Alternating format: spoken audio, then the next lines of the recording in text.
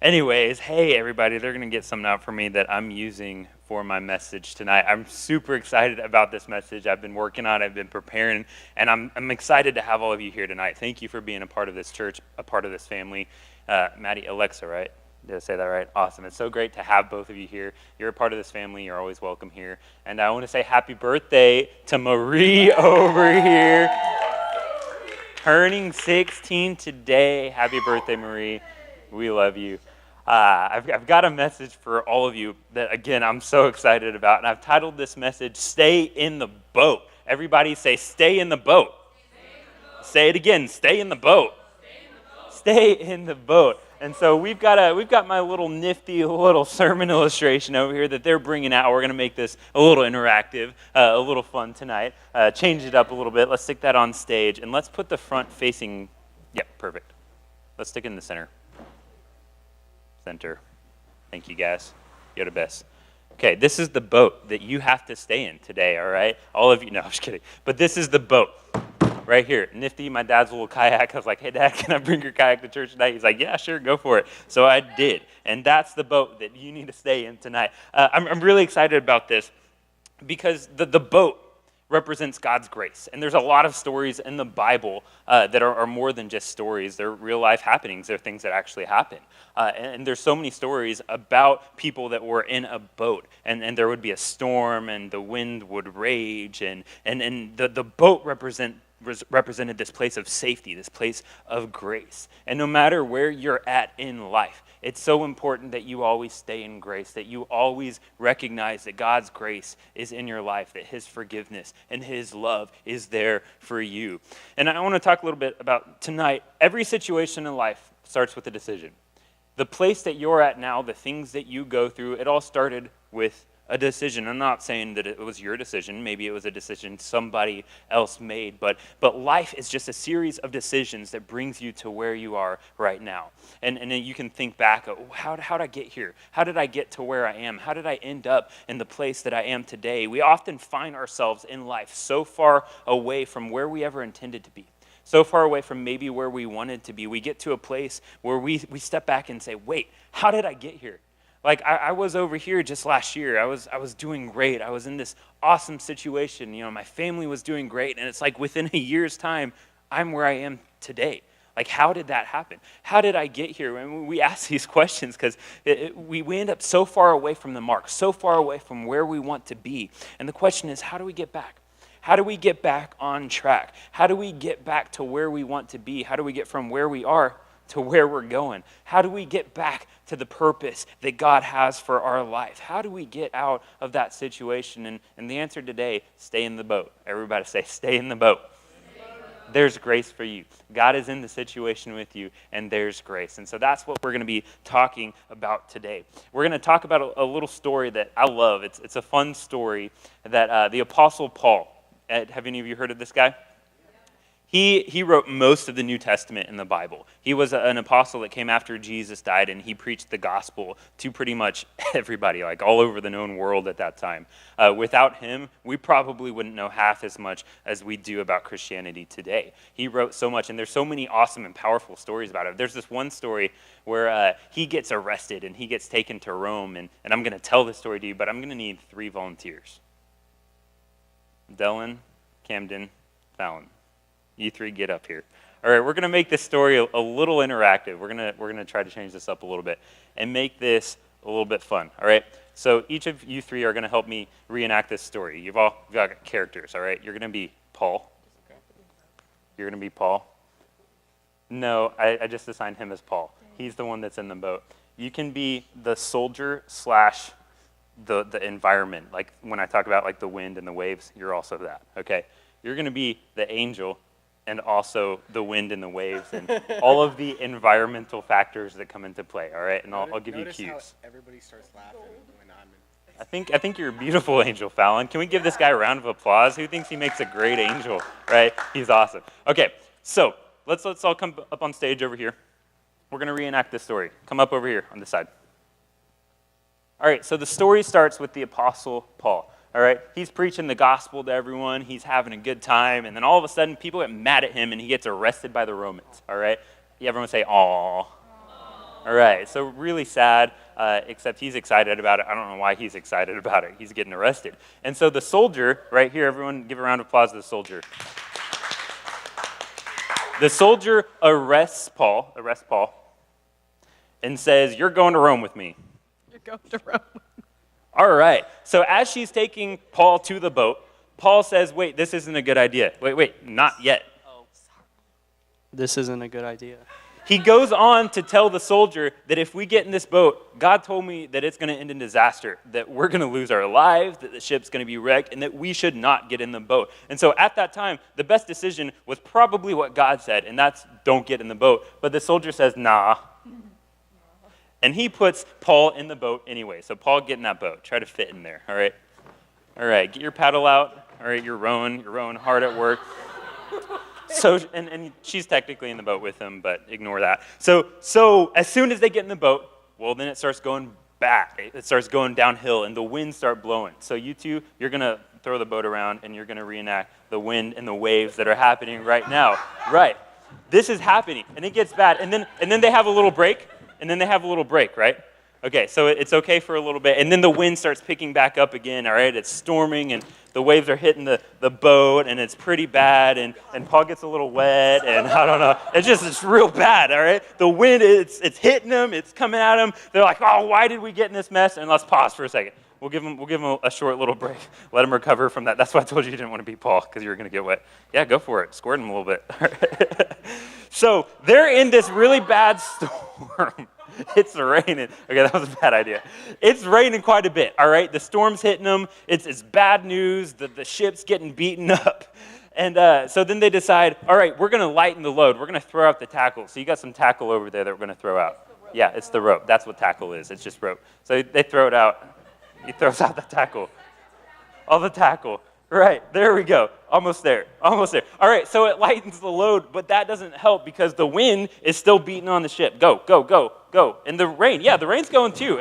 He's getting wet, all right? It's bad news bears up in here. All right, pause. So then an angel, he appears to Paul and says, even though you shouldn't have gotten on the boat, we're going to save you. God's going to save you. God's going to save you. All right. So then Paul goes and he tells that to the soldier. He basically says, I told you so. I told you so. But nevertheless, God is still going to save us. So even though they weren't supposed to be on that boat, God says, you know what? I'm still going to save each and every one of you. You just got to do what I say. So Paul tells this to the soldiers. All right? Well, the wind and the rain, they start beating again, and the boat's getting rocked, so rock the boat a little bit more. Let's give him a break on the water. He's already soaking wet. Let's give him a little break. But let's rock the boat. Oh, you thirsty? All right, give some more water. Okay, all right, we're good. Let's rock the boat a little more. We're almost there. Okay, pause. So then what happens is then people try to escape on lifeboats. And Paul's like, no. If we got to be saved, we got to do this God's way. And so we got to cut the lifeboats. And so they cut the lifeboats. Y'all listening?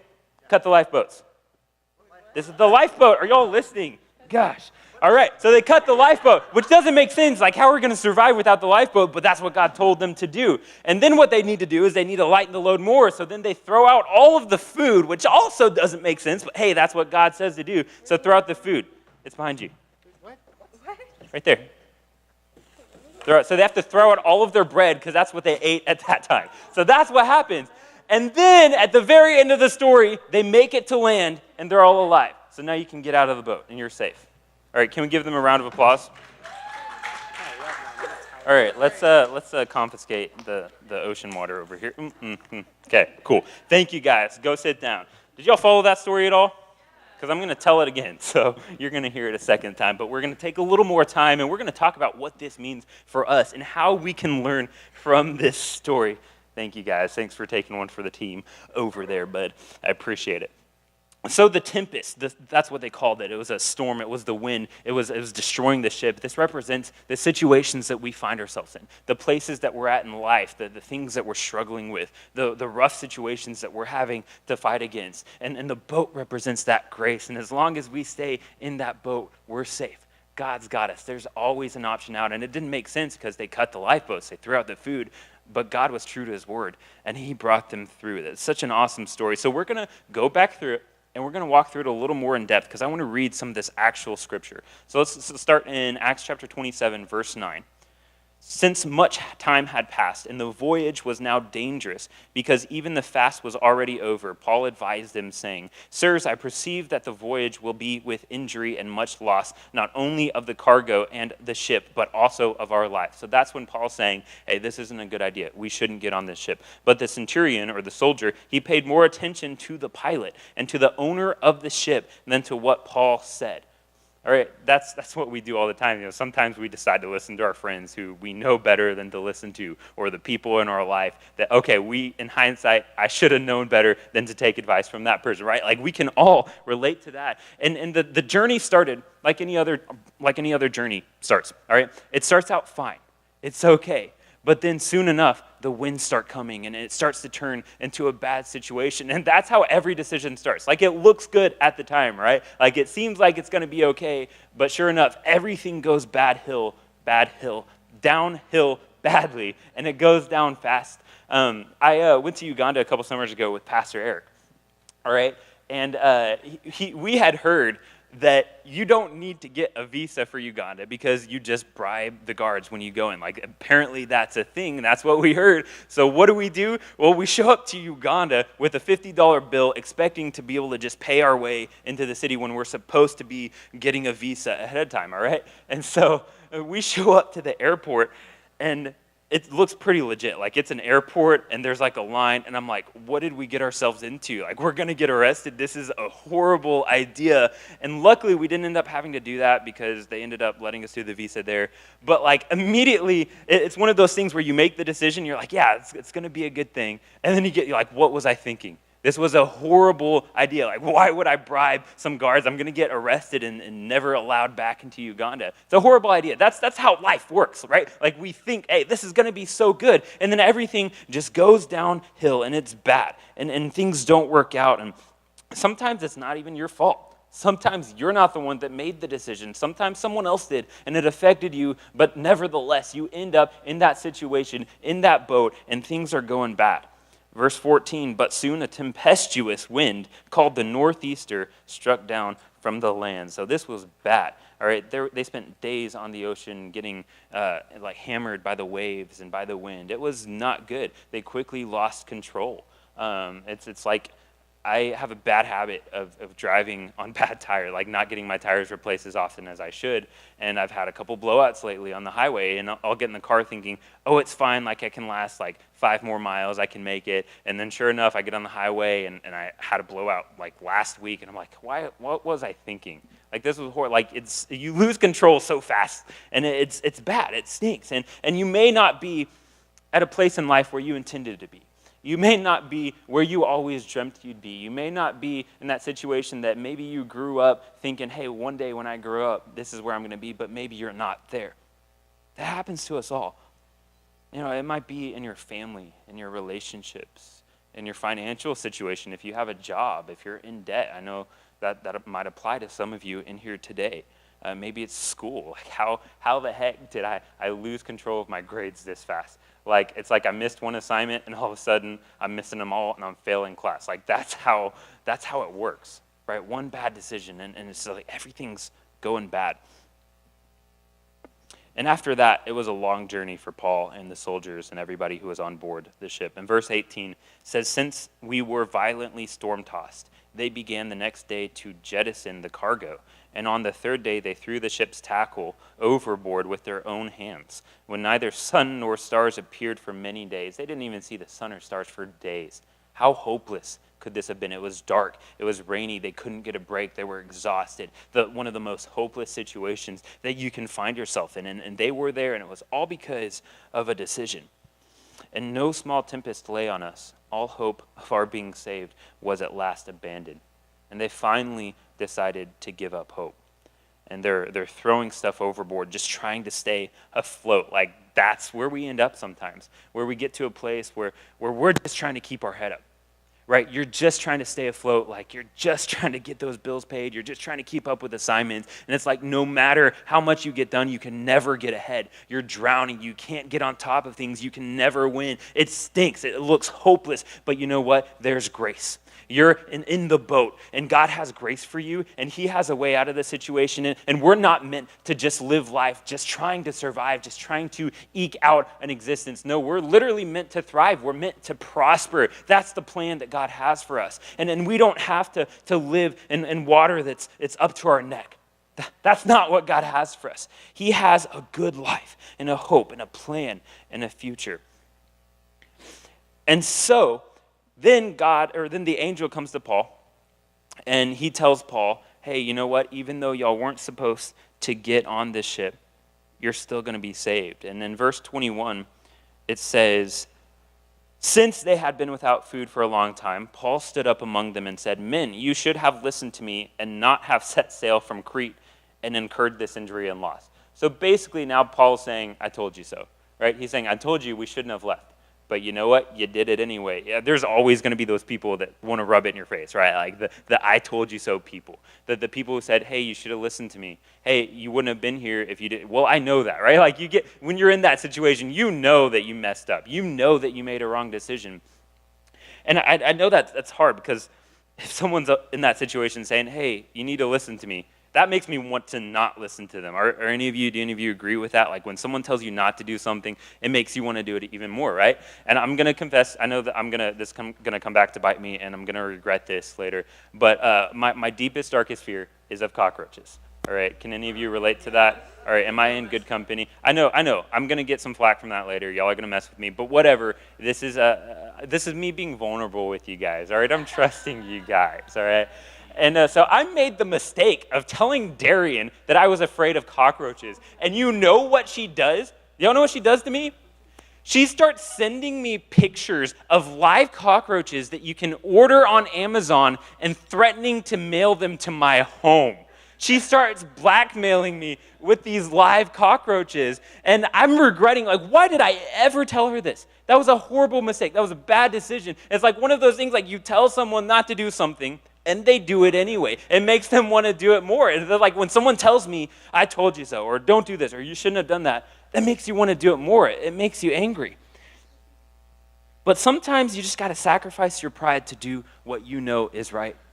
You know, sometimes it's going to cost you a little bit to get out of that situation. And I'm not talking about pain, hard work, none of that. But sometimes it's going to cost you to have to swallow your pride and say, you know what? I messed up.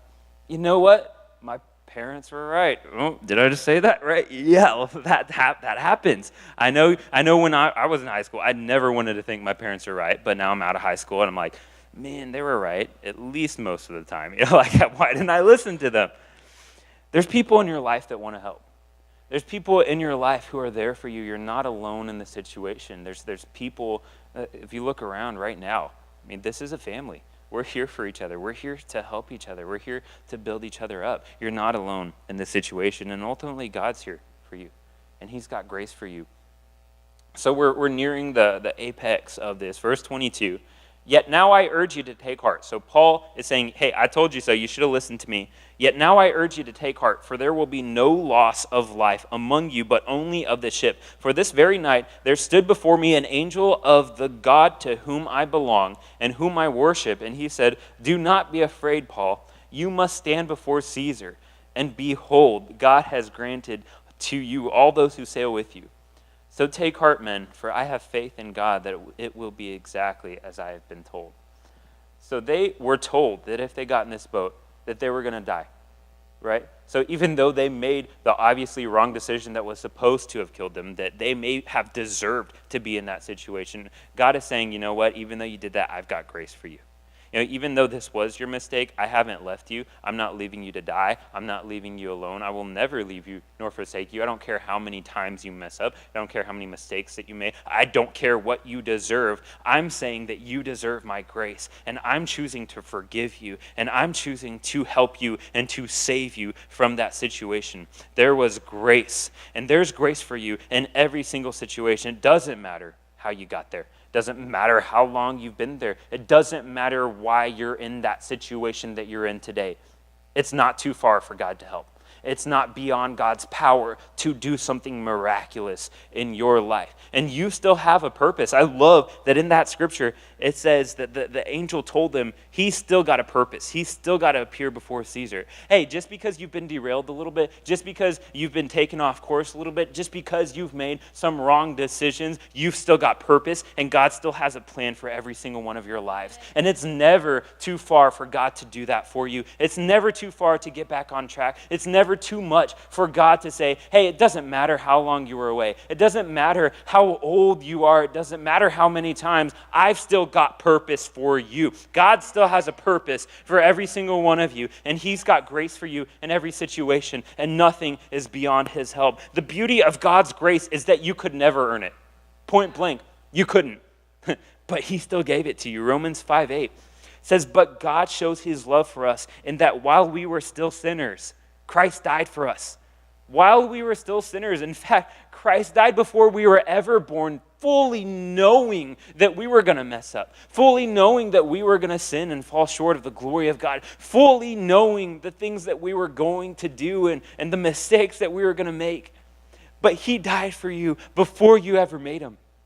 Before you ever did anything wrong. He didn't even give you a chance to earn his grace because there was nothing that you could ever do to earn his grace. Therefore, there's nothing that you can ever do to lose his grace. It doesn't matter what your situation is. It doesn't matter what the storm looks like around you. It doesn't matter how long it's been since you've seen the light, since you've seen the hope. There is hope, and you just have to see it in faith because it's there. God has not left you. He has not abandoned you. And then it says they saw the land approaching. And at that point, they're like, oh, now we see the land, and they start trying to take matters back into their own hands. And that's when they try to lower that lifeboat. So I feel like I can totally relate to that. Like once I get back on track, I start taking things, I'm like, oh, I can do it from here. And I try to do it on my own again. And sure enough, I end right back up in that hole that I just got out of. And I'm like, all right, I should have kept your help. I should have kept listening to you. But it's like a roller coaster sometimes. It's like, all right, I'm out, and then I'm back in. And then I'm out, and then I'm back in. And I'm doing great, and then I'm back in the same situation that I've been in for my entire life. That's just like how these decisions work. And sure enough, the sailors, they start trying to throw lifeboats, to release the lifeboats so that they can make it safely to shore. Except then Paul says in verse 31, Paul said to the centurion and the soldiers, unless these men stay in the ship, you cannot be saved. Unless you stay in the boat, you cannot be saved. And then the soldiers cut away the ropes of the ship's boat and let it go. So God's saying, hey, if you're going to get out of this, you got to do it my way. There's my way is the only way that's going to get you to safety. And even though you can see the land, you can't do this by yourself. You've got to rely on God because God's the only one that's ever going to be with you every single day of your life. He's the only one that has an answer to every single situation. And God's saying today, stay in the boat. Stay in grace. Stay in my lane because I'm with you and I will never leave you nor forsake you. The lifeboats were the only obvious means of escape, except for the fact that God had said, I'm going to get you through this. And they had to make the decision, we're either going to listen to God or we're going to do things our own way. And they chose to listen to God. And when I became a youth pastor, well, specifically when I started stepping up into leadership in this church, I went to UT Arlington and I graduated with a degree in mechanical engineering. I got a UT Arlington representing right here, his brother goes. Great school. And when I graduated, I had to make the decision, I could pursue a career in engineering and I could bank, I could make a lot of money. Or I could pursue what I know God's called me to do, which was ministry. And when I chose to do ministry, I made a sacrifice, which seemed like a sacrifice. It wasn't really for me because this is what I love to do, but to the world, it seemed like a sacrifice. You're giving up a good salary. You're giving up stability. You're giving up job stability, like a permanence in a career to do something that you may succeed at, you may not succeed at, you probably won't make money at. But I knew that God had called me to this. And I made the decision that I wasn't going back. And when I made that decision, there's no, like if I tried to apply for a job in engineering, I probably couldn't get one now because I don't have the work experience. I'm not fresh out of college. And that was a sacrifice that I made. And God told them to cut the lifeboats. Otherwise, eliminate any alternate means of escape. Eliminate any backup plan, any plan B, because if you're trusting me, if you're believing in faith, if you're standing in faith and trusting the promise that I've given you, then you don't need a backup plan. You don't need an escape route, because I will never leave you and I will never forsake you. Don't let your situation fool you into taking your eyes off of God, because God is the answer. Jesus Christ said, I am the door. We just did this awesome series that Pastor Eric taught us about how the door is open in your life. And Jesus Christ is that door. He is the answer. Sever the lifeboats. Get rid of the plan B. Get rid of, well, what if God doesn't come through? That's not even an option right now. Change the way that you speak about things, because God's not going to let you down. There needs to be no plan B, because God will never fail you.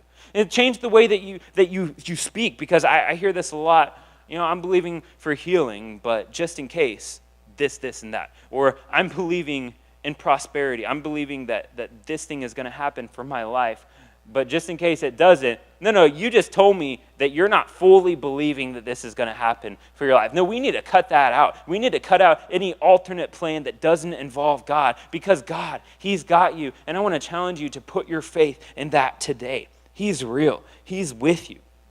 When you stand in faith, there is no what if. There is no chance of things not working out. That's not an option.